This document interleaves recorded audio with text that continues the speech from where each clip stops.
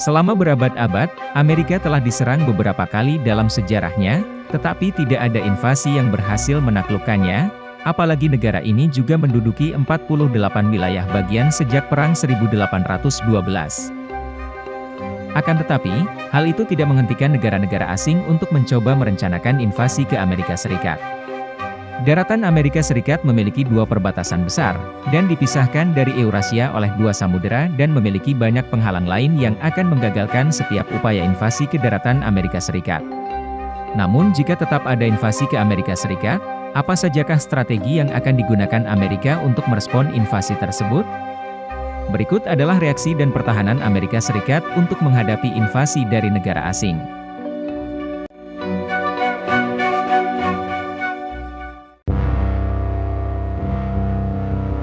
Pertahanan Amerika difokuskan pada pencegahan dan penahanan setiap negara yang melakukan invasi ke wilayah Amerika Serikat. Baik dari darat, laut atau udara, Amerika akan mengaktifkan senjata nuklirnya untuk mempertahankan wilayahnya, karena Amerika Serikat telah menggunakan strategi itu sejak Perang Dingin dengan Uni Soviet. Arms Control Association mencatat bahwa Amerika Serikat memiliki persenjataan nuklir terbesar kedua setelah Rusia. Senjata nuklir ini memungkinkan Amerika Serikat untuk menyerang balik musuh dan melindungi sekutu, serta dirinya sendiri.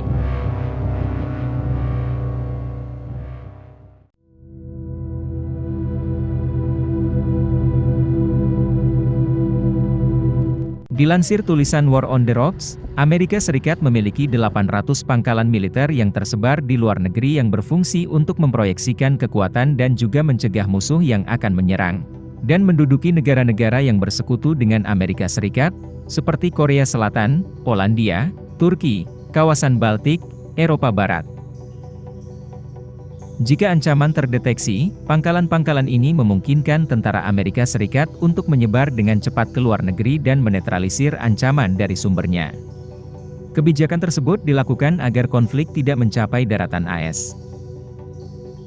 Beberapa organisasi, seperti Cato Institute, menyarankan agar pangkalan militer AS ditutup, sebab lembaga tersebut berpendapat bahwa pangkalan tidak diperlukan karena Amerika Serikat sudah terpisah secara geografis dari Eurasia oleh dua samudera.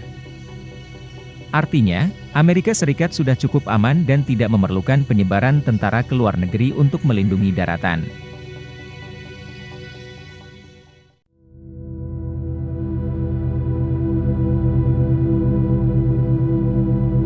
Sejauh ini, invasi kemungkinan besar berasal dari Cina atau Rusia. Sebab latihan Angkatan Laut Rusia dan Cina telah menimbulkan kekhawatiran akan tumbuhnya pengaruh Cina di Hawaii. Dalam situasi ini Amerika Serikat dipaksa untuk mempertahankan pantai barat. USNI mencatat bahwa sisi militer Cina yang semakin kuat, maka pergerakan seperti ini akan sangat membahayakan dan mengancam Guam dan Hawaii. Armada Pasifik Amerika Serikat akan bergerak dan ditugaskan untuk menahan kekuatan Cina, dan Taiwan akan dijadikan garis pertahanan pertama.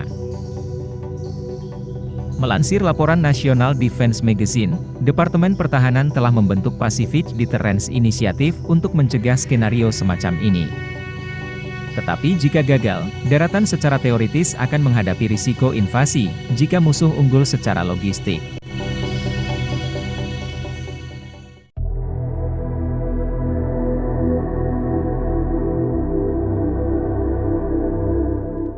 Dilansir laman The World, NATO didirikan untuk mencegah dominasi Uni Soviet atas Eropa Barat yang dilanda perang setelah Perang Dunia Kedua. Jadi, Eropa yang didominasi Soviet akan menimbulkan ancaman bagi wilayah Amerika Serikat. Selama Perang Dingin, Uni Soviet memang memiliki rencana untuk melakukan invasi melalui pantai timur dan Greenland. Jadi, jika semua negara NATO di Eropa dibentuk menjadi blok pertahanan yang diperkuat dengan pangkalan Amerika Serikat dan didukung dengan pencegahan nuklir, maka Uni Soviet akan kesulitan menduduki Eropa Barat dan wilayah Amerika Serikat. Baltik juga menjadi titik yang rawan. Akan tetapi, NATO telah mengambil langkah-langkah untuk mengamankan Republik Baltik dari campur tangan Rusia melalui rudal dan pencegahan konvensional. Tapi meskipun jika NATO hancur, masih akan ada satu lagi hambatan besar jika ingin invasi Amerika, yaitu Greenland.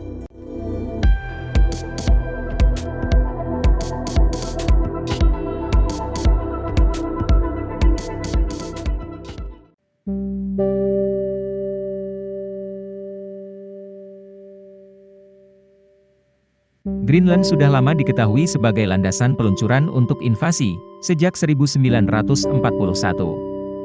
Sebagaimana yang dijelaskan Coast Guard Aviation Association, aktivitas Jerman di Greenland membuat Amerika Serikat membangun pangkalan militernya di sana. Hal tersebut juga memancing Soviet untuk berencana menggunakan pulau itu dan Arktik dalam invasi ke Amerika Serikat. Dengan demikian, Amerika Serikat berusaha mempertahankan kehadiran militernya di Greenland, jadi seandainya NATO jatuh, Amerika Serikat masih memiliki garis pertahanan lain untuk dijadikan sandaran. Namun saat ini, Greenland telah menjadi medan pertempuran antara Amerika Serikat, Rusia, dan Cina atas perebutan sumber daya Arktik. The Wall Street Journal mencatat bahwa Rusia ingin mengalahkan Amerika Serikat di Kutub Utara dengan membangun kapasitas militernya untuk mengancam pangkalan Amerika Serikat di Greenland. Dengan segala persiapan yang intensif, Pangkalan Udara Thule bertugas melindungi wilayah dari serangan nuklir dan juga memastikan bahwa pesawat Rusia tidak menyerang Amerika Serikat bagian utara dari Kutub Utara. Jika terjadi invasi, Greenland adalah garis pertahanan pertama benua Amerika Utara sebelum mencapai daratan Amerika Serikat.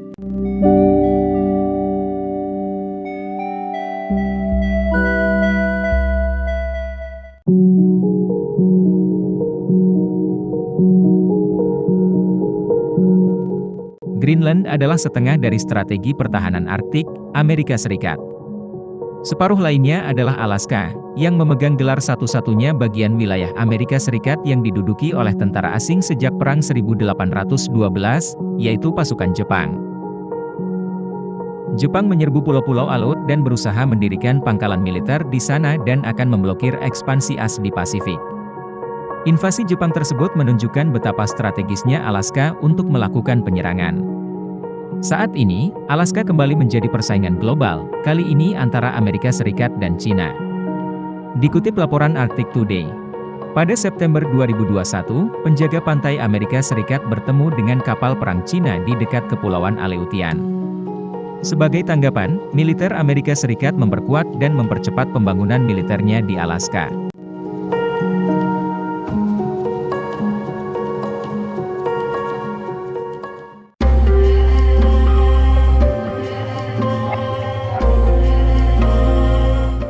Jika tentara asing berhasil mencapai wilayah Amerika Serikat, pertahanan terbesar adalah amandemen kedua Konstitusi Amerika Serikat. Amandemen kedua awalnya ditulis untuk mencegah penjangkauan federal atas hak-hak warga negara. Namun milisi warga bersenjata ini tidak hanya mampu memeriksa penjangkauan federal, ia juga berfungsi sebagai tentara ad hoc yang dapat diterjunkan jika terjadi invasi bersenjata ke daratan. WAMU mencatat bahwa warga sipil Amerika, banyak di antaranya termasuk veteran tempur, memiliki sekitar 400 juta senjata dengan berbagai tingkatan.